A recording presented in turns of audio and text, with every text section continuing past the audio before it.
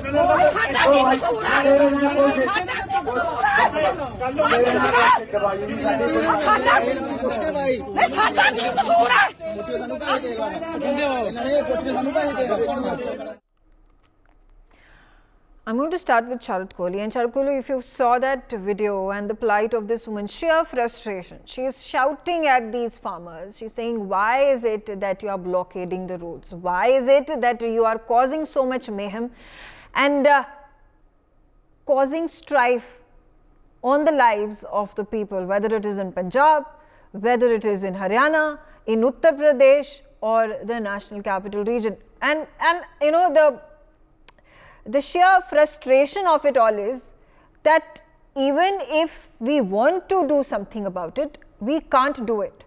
And why is that?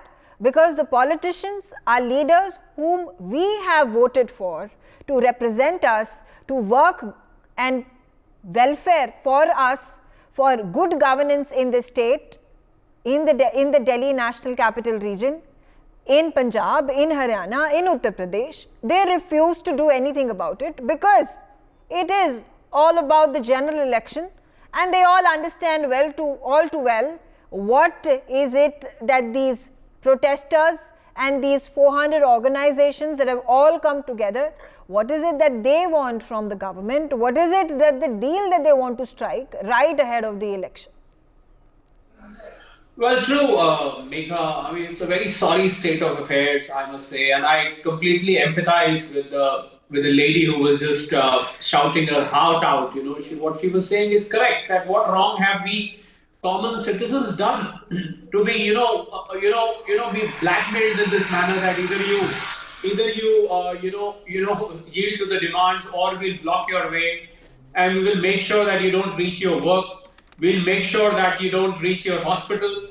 We'll make sure that the children don't reach the schools. We'll make sure that anybody who has to go to work will not be able to reach. 3,500 crores per day, Megha, was last year's loss. I remember, when this happened. Sorry, I meant the previous agitation which happened.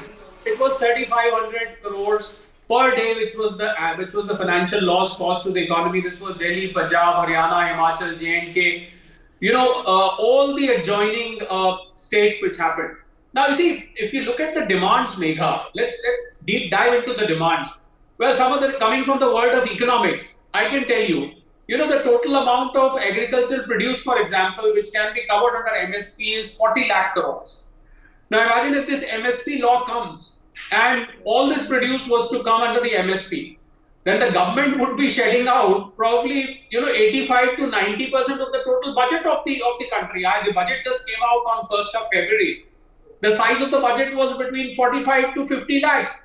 So you're almost covering, 10 to 15% of 90 to 85 to 90%. I'm sorry, of the budget. So this means the rest of the rest of the country, how that would be run, is a big question mark. No, And absolutely. another demand maker. Just one more minute. Another demand was 10,000 rupees pension for farmers. Now you can imagine, Mega, 10,000 rupees a month of pension for farmers, across the board. You can imagine the fiscal impact. So I think the farmers have to somewhere be realistic in assessing the fiscal impact of their demands, whether they are practical, and they need to understand economics, that they need to understand country's balance sheet, Mega. That was a point I think somebody is just completely ignorant, and politicization is something which I strongly object, Right. because the farmers, I think there is clear politics, the timing of the protest, the way in which it has been planned, the exact situation in which it has been done is clearly indicative of that. Just a couple of months before the election, what are you trying to do? You're trying to make a point to the electorate. As simple as that, Megha. Absolutely, I completely agree with you. And Sharad, like you mentioned, you said that the cost of procuring 23 crops will equal to 17 lakh crore rupees, which is 50% of India's annual budgetary expenditure. The cost is in fact more than the 11 lakh crore that has been allocated for capital expenditure for our country for the next up until the interim budget completes and the next government comes to power. In a situation such as this, and quickly getting in Harinder Sikka also on the telecast with us, and Mr. Sikka, would you agree that the people who at this time are besieging the capital, they are on the borders, are actually not reflecting the true voice of the farmers who work in northern part of the country? For a change, I would like to question government on few matters. One is that why is government giving such leeway to, first of all, so-called farmers, cauliflower grower farmers? You take action, it should be one law, one nation, one law.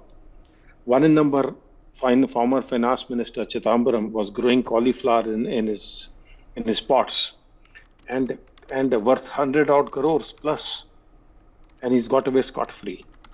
He's not a farmer. Switch to Punjab. There are hundreds of similar farmers who are doing nothing except work of middlemen. And they are not farmers, they're middlemen. They're blackmailing because the government or the companies or the big large companies are engaging with farmers themselves, and they feel threatened. Third, and more importantly, these big politicians, Punjab's biggest family, and Congress, they are like fish out of water, or headless chicken, whatever you may call them. They are planning everything. The joint hands. What status now Badal is left with, for example, in Punjab? So he has to create something like what happened in Bargadi. Innocents were killed, so that controversy is created and they get a better light of it. They haven't got any, but that's how the Congress or these people can stoop to. There's also a problem vis-a-vis those so-called Khali Islamists. They're not Khalistanis. Khalis means pure. Sikhs are pure. True Sikh will never be anti-Indian, come what may. But these so-called Islamists wearing a turban and then call themselves Khalistanis, they are being used, because long ago they become druggists. Long ago they've been on all kinds of cocaines and what have you, and 12,600 villages in Punjab all drugged. It didn't happen just because of a coincidence. It happened because of a planning. Yeah, absolutely. So I'm going to be discussing that in the separate debate, but you're absolutely right. And this is a trap that the politicians get stuck in, because they term themselves as farmers, and then if there is a statement or any action that is being taken by the political leaders against them, they call the governments to be anti-farmer or that leader to be anti-farmer. And when you talk about being anti-farmer, then you are anti-Sikh. And from anti-Sikh you become, and then the idea of a separate state for Punjab emerges when people like Gurpatwant Singh Pannu take advantage of it. In fact, 2 days ago he's even gone and released the video. He said, I'm in support of the farmers, I'm in support of the protest that is coming in, and now we want a separate state of Punjab because the government does not support the Sikhs, because the government does not support the farmers. So there's something which I wanted to say. There's a purpose behind all this to cause a riot. The government has to be very, very aware, very, very alert, and take all necessary measures. They are out to create a riot before the elections, show to the world that this is what Punjab is all about, and this is what the Sikhs are doing. Sikhs do not want it. As many Sikhs you will interview, as many poor farmers you interview, they will not want it. Where is this 10,000 rupees pension for the poor come in? Even those people who are demanded this are aware that this is not going to happen.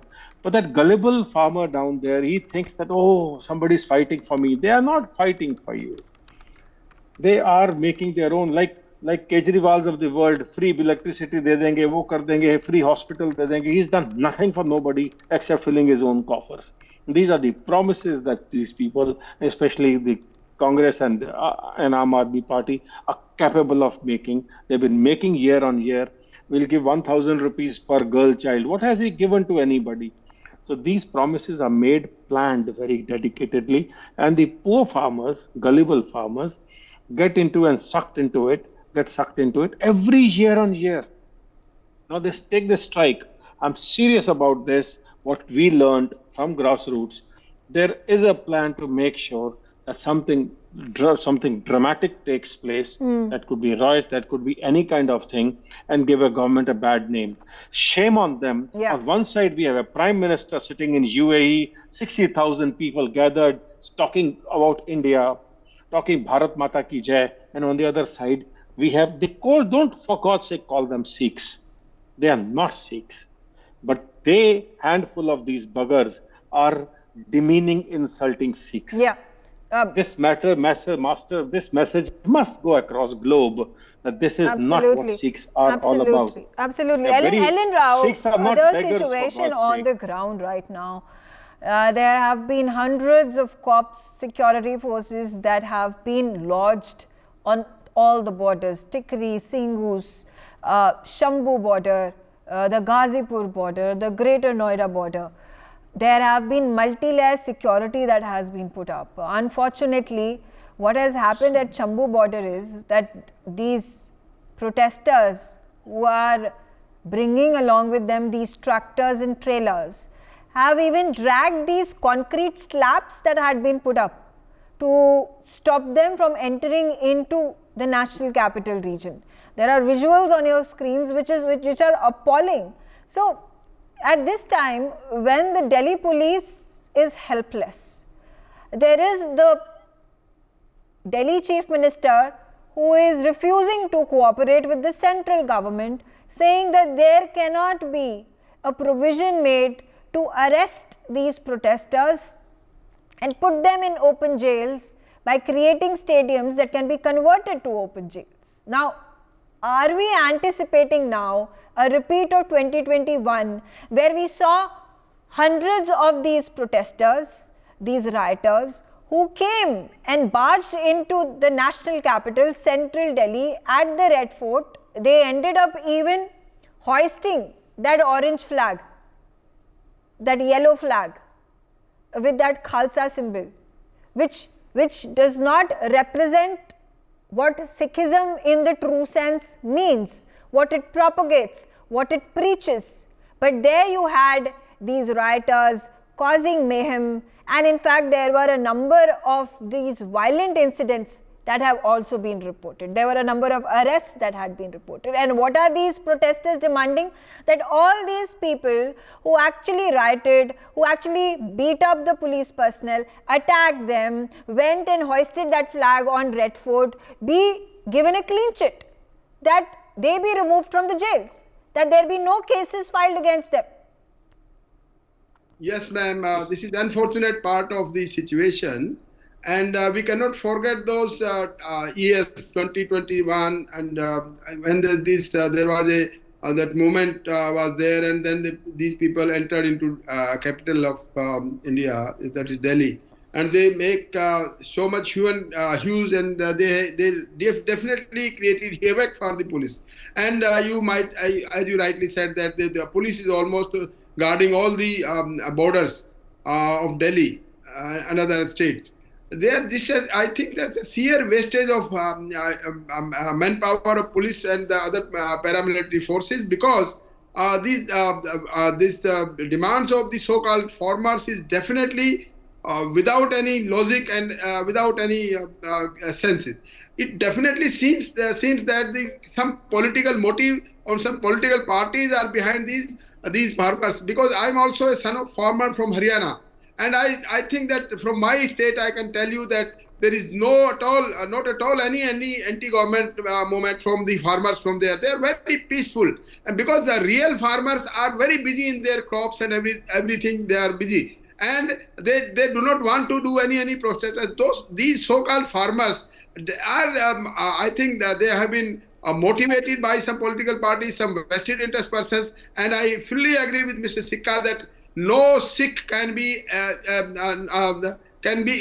against the nation. They are real Sikh is a real patriotic in our country, and the Sikhs have shown their courage and their sacrifice for our country. They cannot go against our country's policies. And one thing I might tell you, that these demands, which are totally illogical, illegal, and these cannot be fulfilled, and they know that these demands cannot be fulfilled by the government. That's why they want to do all these things, because other people with the views in medias and other things, because so many other nonsense media, like I must tell you, they are also propagating against the government and in favor of these so-called farmers. So the innocent people who are listening to those media people, those TV channels, they might be thinking that the farmers are genuine and they are doing for their betterment, and definitely they are not doing any betterment for the poor and the reasonable farmers who are working on the ground level. And no doubt that farmers are bread giver to the nation, but these are not those farmers. They are demanding that the person who created havoc on the Red Fort in the last incident, they should be free from jail. Their cases should be withdrawn by. It means then there will be no logic of keeping law and order situation. Okay. When some person is doing any illegal thing, that should be dealt with the law of our land. Yeah. Quickly, again, I'm going to come back to Sharad. And Sharad, do you want to wager a bet with me that as soon as the voting starts taking place, the process of people picking and electing their representative for the general election 2024 starts to take place, all these people, all these protesters are going to disperse.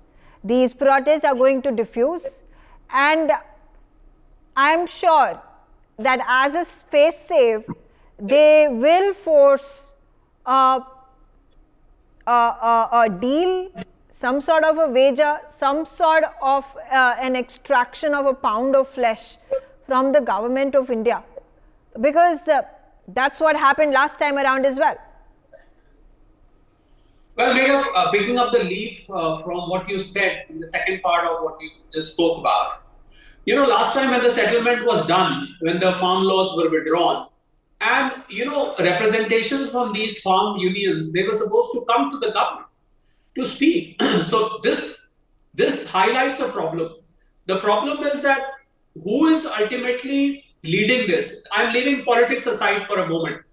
Is it the Sanyukt Kisan Morcha? Is it the Rakesh Tikait and company? Is it who's the farm leader? Because if government negotiates with one, often this happens that the second union or the second organization or association, whatever it is, it comes forward and says, "Ji, हमें तो नहीं पता जी आपने क्या बात करी है उनसे." So we see that the entire farmers community, because UP, Rajasthan, Haryana, Punjab, I'm looking at these 4 states. Let me include Madhya Pradesh also. If you see these 4-5 states, you will find a fairly disintegrated lot of Kisan unions or associations. They are not unified. That's my first point. My second point, Megha, very important here. I am a very close follower of agri-economics, very close follower. And every time government takes an initiative for farmers in this country, I am the first one to read it and deep dive into it regarding the impact on the fiscal, that is on the government side, and the impact on the farmers.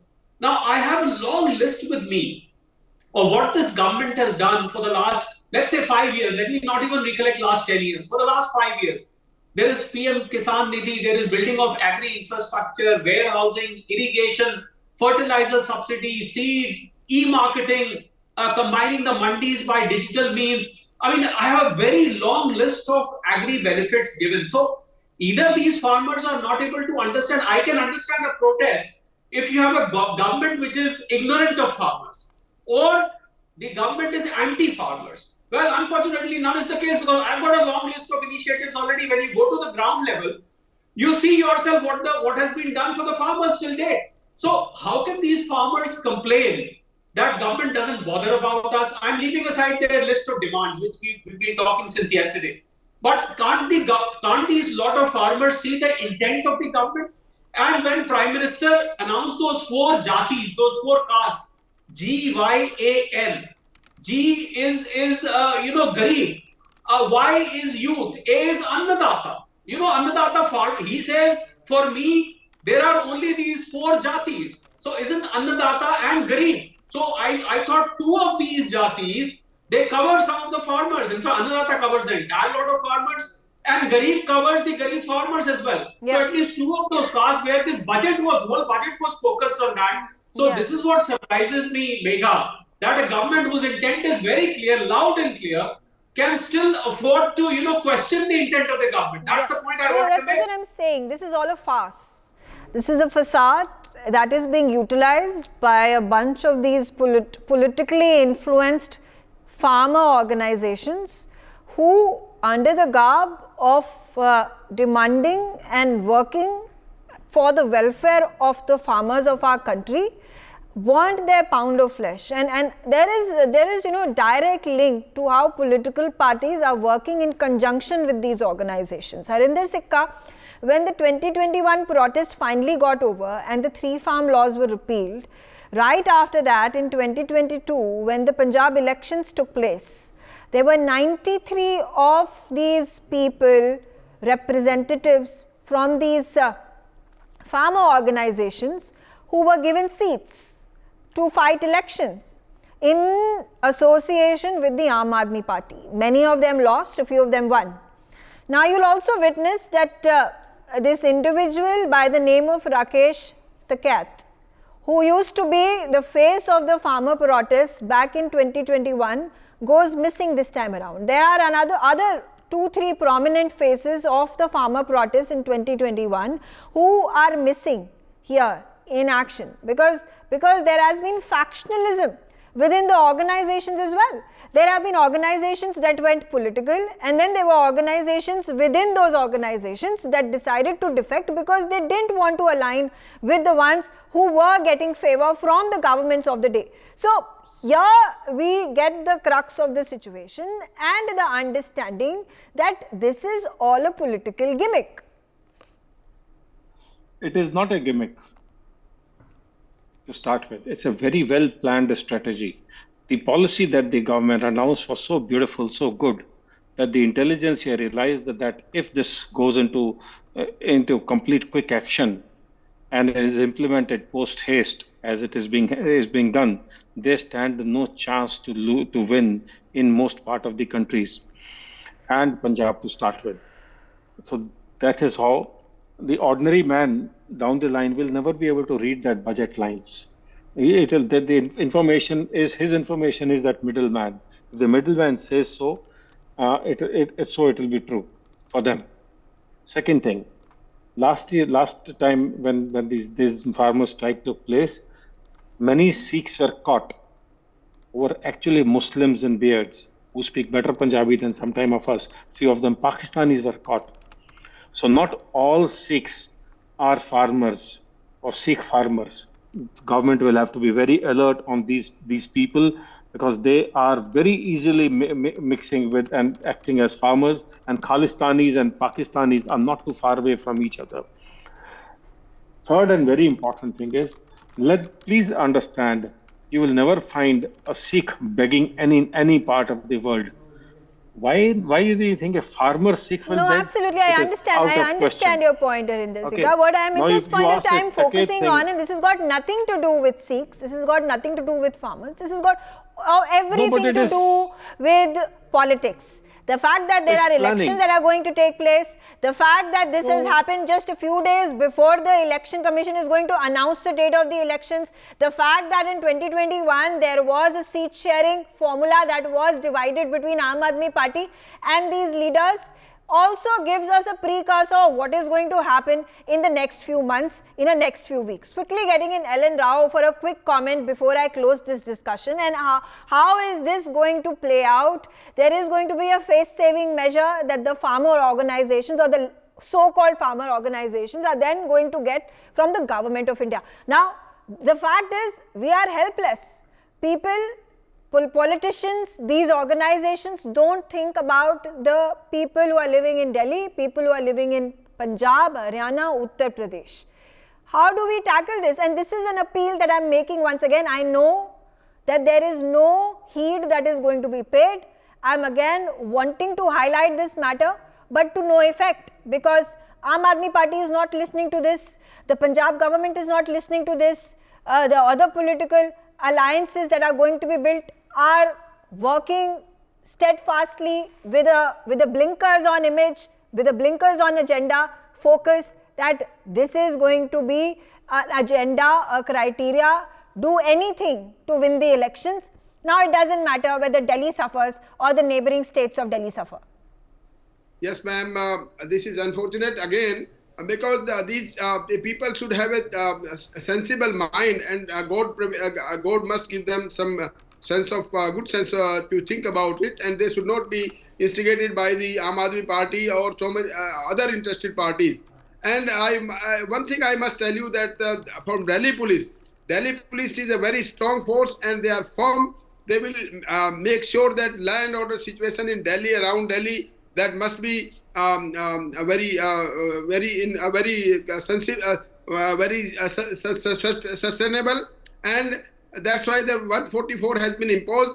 And I think good sense will prevail upon these people who are the so-called leaders of the so-called farmers. They should think that that government is doing very good bringing very good policies for the farmers, and with their very small vested interest, they should not go against the government, and they should take back this legislation. Right. Absolutely. Those are appeals that you're going to keep making. Is there something constructive going to happen? It's not. But I still want to pick up this issue, because this is the voice of the Aam Aadmi, the common man, the ones who are actually suffering. And away from all the political gimmicks, agendas that are being played out on the ground. Well, this tamasha is going to go on, and this is going to go on for weeks and months. For more such videos, subscribe to the NewsX YouTube channel, hit the bell icon.